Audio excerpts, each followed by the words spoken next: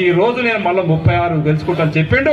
ఏదో టీచర్ అంట మొన్న గ్రామ పంచాయతీలో చెప్ప మీద కొడితే నీ ముఖం ఏడబెట్టుకోవాలని తెలియదు, తప్పుడు లెక్క చెప్పుకుంటూ ఆ రోజు మా దారాసింగ్ చెప్పిండు.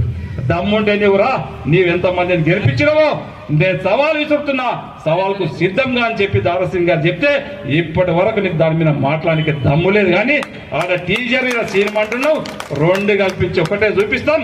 తప్పకుండా కాంగ్రెస్ పార్టీ జెండా ఎగరైపోతున్నాం. కాంగ్రెస్ పార్టీని మున్సిపాలిటీలో ఖచ్చితంగా చైర్మన్ కూర్చోబెట్టబోతున్నాం.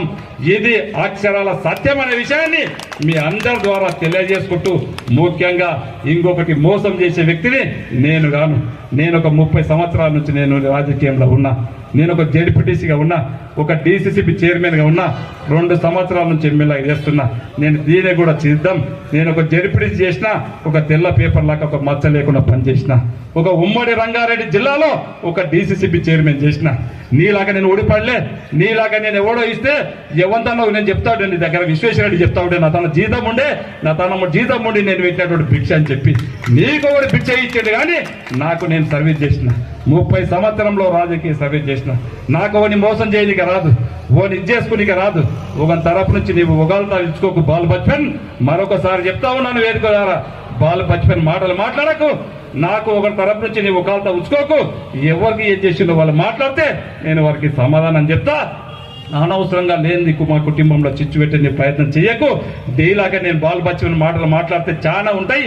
విశ్వేశ్వరరెడ్డి అడిగితే చెప్తాడు నీ గురించి. ఎక్కడి నుంచి వచ్చినావు, ఏం ద్రోహం చేసినావు, ఏమిట్లా ద్రోహం చేసినావో విశ్వేశ్వరరెడ్డి అన్నీ కూడా ఉన్నాయి. అది ఒక్కసారి నువ్వు తెలుసుకో. విశ్వేశ్వరరెడ్డితో మాట్లాడు. ఎందుకు ఆ విధంగా మాట్లాడాడో ఫస్ట్ ఆ వివరణ ఇచ్చుకో. అప్పుడు నా గురించి మాట్లాడు, మా కుటుంబం గురించి మాట్లాడు. మేమెవరికైనా మోసం చేస్తే దాని గురించి మాట్లాడు. నీవు తాండూరు ప్రజలను మోసం చేసినావు. కాంగ్రెస్ పార్టీని గెలిపిస్తే కాంగ్రెస్ పార్టీని అమ్ముకున్నావు, 100 కోట్లకు అమ్ముడపోయినావు. నేను ఆ రోజు చెప్పిన తాండూరు ప్రజలకు నేను 7వ గ్యారంటీగా ఇస్తున్నా. ఎక్కడ కూడా గబ్బర్ సింగ్ ట్యాక్స్ పోయిన గతంలో చేసినట్లు గబ్బర్ సింగ్ ట్యాక్స్ వసూలు చేయడం జరగదు. నీళ్ళకి అక్రమాలు చేయడం జరగదు. గవర్నమెంట్ భూములను ఆక్రమించుకోవడం జరగదు. దాన్ని ఒక్కు పాదంతో తొక్కేస్తాను చెప్పినా ఇంకా నీ ఎంబడి కూడా పడేది ఉన్నది. నీవు కూడా గవర్నమెంట్ భూములు ఎక్కడెక్కడ చేసుకున్నావో తెలుసు. ఆ వెండిటి కూడా చిత్త విప్పేది ఉన్నది. ఇంకా వెండిటిని ఎంబడి పడితే నీవు ఇక్కడ కనపడవు. తాండూరు ప్రజలు నీవు చేసిన ద్రోహానికి రాళ్ళు తీసుకొని కొడతారనే విషయాన్ని మీ ద్వారా తెలియజేసుకుంటూ గట్టిగా మళ్ళొకసారి ఏ దానికైనా నేను చర్చకు సిద్ధం. ఎవరు ఒకళ్ళతో పుచ్చుకోకు. ఎవరికి మోసం చేసినా నేను దానికి సిద్ధం.